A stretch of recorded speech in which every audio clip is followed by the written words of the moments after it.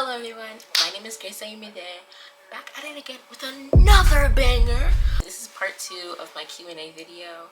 I wanted to give a more little homey vibe, different from part 1's vibe. If you didn't watch part 1, go ahead and watch it. Like, what are you doing, bro? Like, watch part 1. But yeah, this is part 2.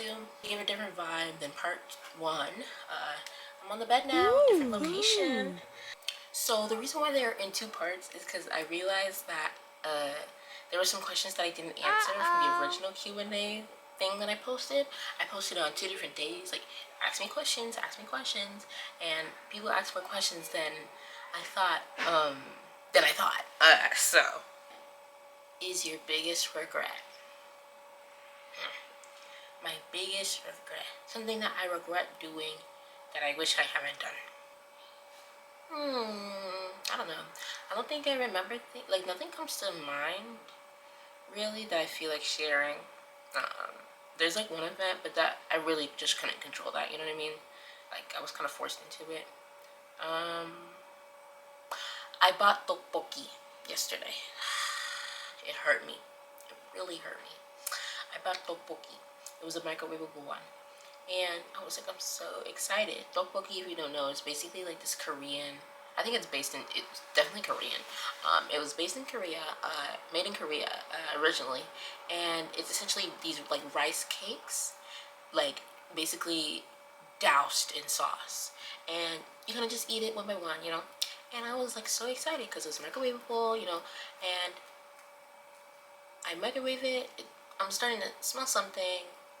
Like a stench, not a stench, but just a smell coming out of the microwave. And I'm like, maybe it's not my food. And then I'm like trying to eat it. I'm like, ugh, this stinks. Like this stinks. And then it just doesn't taste good. It was hot and spicy tteokbokki. If I can find the label, I'll put the picture up. But I had to throw it away. It was like $4. I was really mad. It was really, yeah, I regret buying it. I was like, oh, I should splurge on something. Guess who's, yeah. But we move on. We move on from our mistakes. And it's okay. It's okay that it wasn't good, you know? Real tteokbokki, I know will be good. Because the way they douse it with that sauce, it was more like a broth than a sauce. The microwavable one. Do you have to wake up at sunrise? Is it a pain in the A-word? I don't wake up at sunrise. I wake up before sunrise. For Muslims, we have to pray 5 times a day. Whether you don't know it or not, we have to pray 5 times a day. And Fajr, I think it's the correct pronunciation, which is the first prayer of the day. That is required. You pray before sunrise. There's a certain period of time that you're allowed to pray Fajr before the sun rises. So when the sun rises, that's like, you can't pray Fajr no more. So that's when you're late. And then you have to wait like a couple, like 45 to an hour before you can make up that time. It's my favorite class. I feel like I answered this in the first Q&A, so go look at that one. Do you think confidence is innate or something that you actively work on? That's a very good question. I like philosophical questions, so thank you for that one. I think confidence is something that innately everyone is born with. And I think based on a person's personality, it might vary in terms of a lot versus a little, you know? If someone's more introverted, more shy, or like doesn't like talking or doesn't get energy from talking with others, then, you know, their confidence might be a little bit low or maybe high, who knows?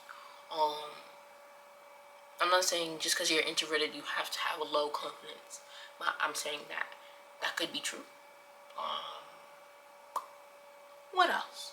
But yeah, I think for me personally, it's something that I worked on for a very long time. I think I really gained confidence over COVID, which is a little bit más o menos, you know, for like,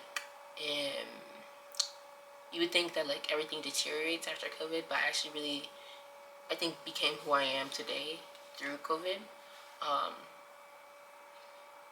But yeah, I think based on that innate level that people have, that's when it can increase or decrease, you know, self-esteem, things like that.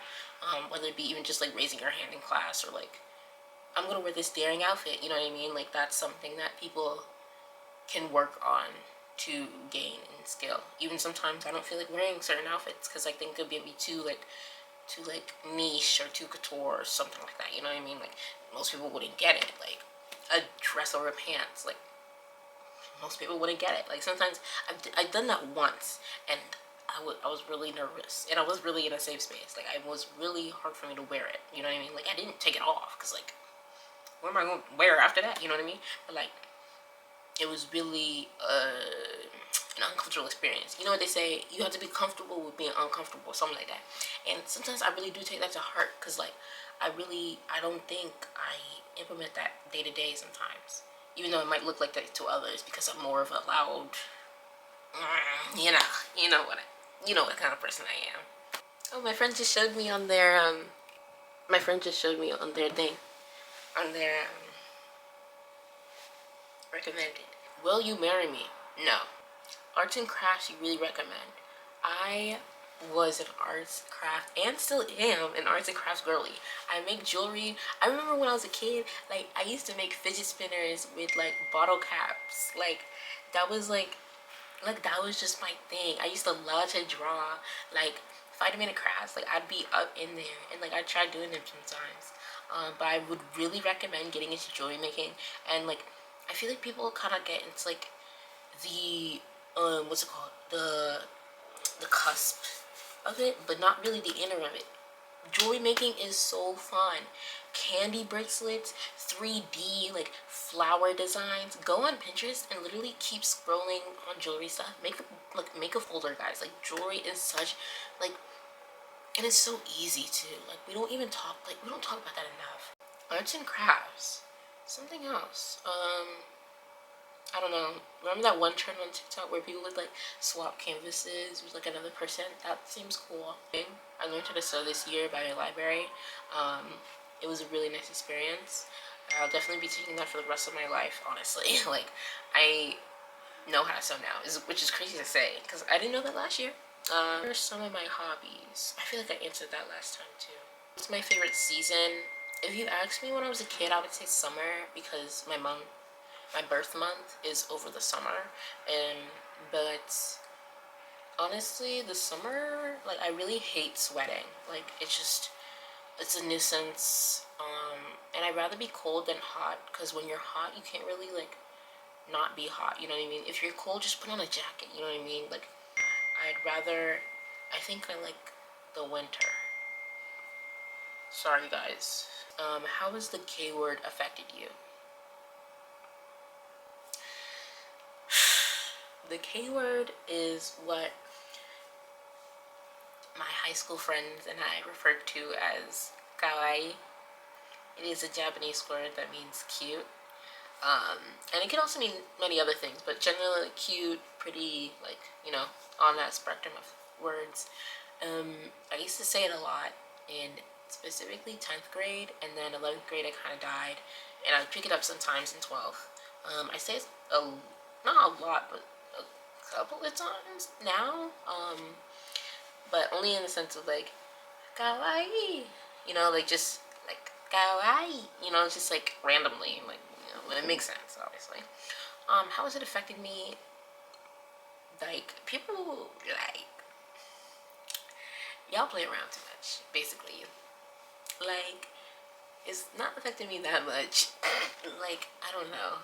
I feel like a lot of people associate me with that word now, especially my friends. But I don't know. Got any tips for wearing more modest clothes? Your girl is struggling. For all my Muslims out there, my Muslim girls out there, I have a bunch of tips. The clothes you have now in your wardrobe are very revealing and very like immodest. Then I'd recommend like getting like those thermal sleeves that you can wear, that can cover like your chest and like your arms as well. If you don't care about showing your arms, then I guess whatever. But I'm really trying to also myself like cover my arms more and my legs.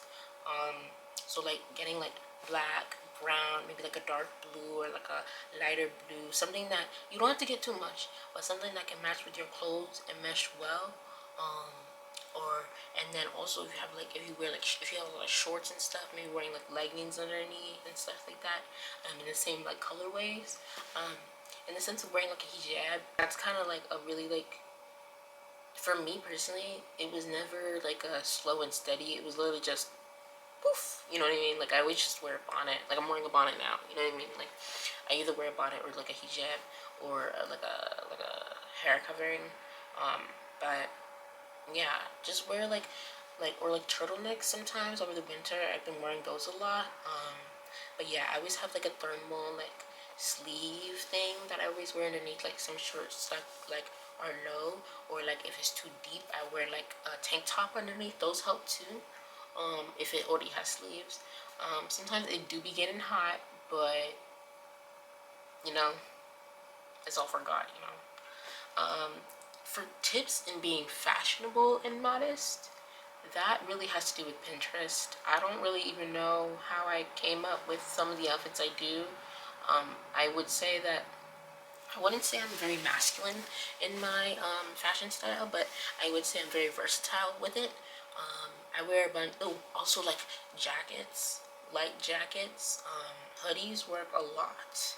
As you know, in the Muslim community, hoodies are very prevalent. Light jackets, jean jackets that aren't too thick, that can I just put it on, especially over the summer, help a lot. Those like light, like kind of like I'm cold jackets help too.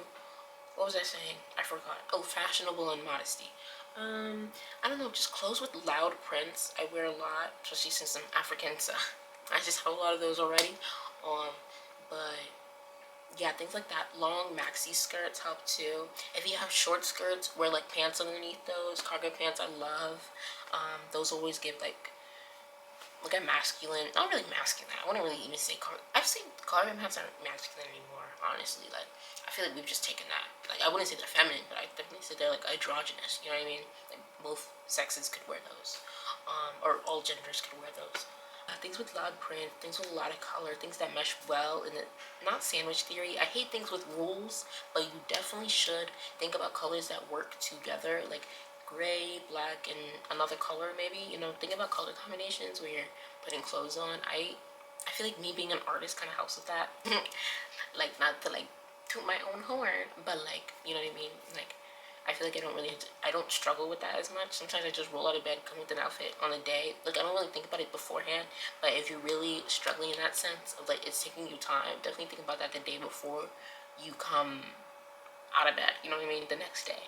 I hope this helps with like your modesty journey. Like it doesn't have to start in one day. All of a sudden you're wearing an abaya. Like no, like not everybody's like that. Not everybody has money for that too. So just day by day, just start covering a little bit more, and you know, you'll start even feeling better. Like, oh, I'm doing the right thing. You know what I mean? If that's what you believe is the right thing. So, good luck to you.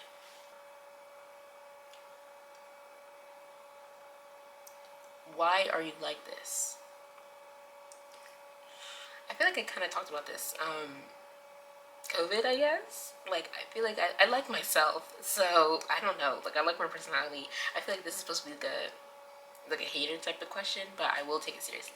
Why am I like this?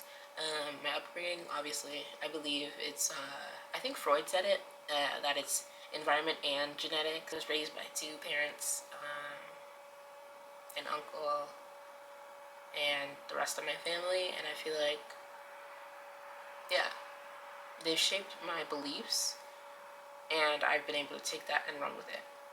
Not entirely, but like to a certain extent, you know what I mean? And like everything about my actions is based on my brain, which is very. How many rabid hot dogs could you beat in a fight? Hot dogs? Rabid? I'm gonna answer rabid hot dogs and then rabid dogs. How many rabid hot dogs could I beat in a fight? I'm assuming they're now conscious. Like what? Are they? They don't have arms, so Fun fact, green belt in Taekwondo. And my friend has a black belt in Taekwondo. Does she remember any of it? Probably not, but do I? Probably not. Is Taekwondo one of the most useless fighting martial arts? Yeah, but rabid dogs won. I'm not scared of dogs, but I don't like dogs on me. So yeah, honestly, let's say 3. Let's say 3. But that would be challenging. That would take me an hour. Depends how big the dog is too. Like if it's like a big dog, they got a big boy. It's cuffing season. Anyways, so those are all the questions that I missed from my first Q&A. Thank you for watching for the second part. Hopefully it's a little bit more interesting to you. And thank you for watching. I really appreciate it. Don't forget to like and subscribe. Cause my subscriber count is going up a little bit. And don't forget to like it too so people see the video more and just not people that I know. And don't forget to comment if you have more questions. Thank you.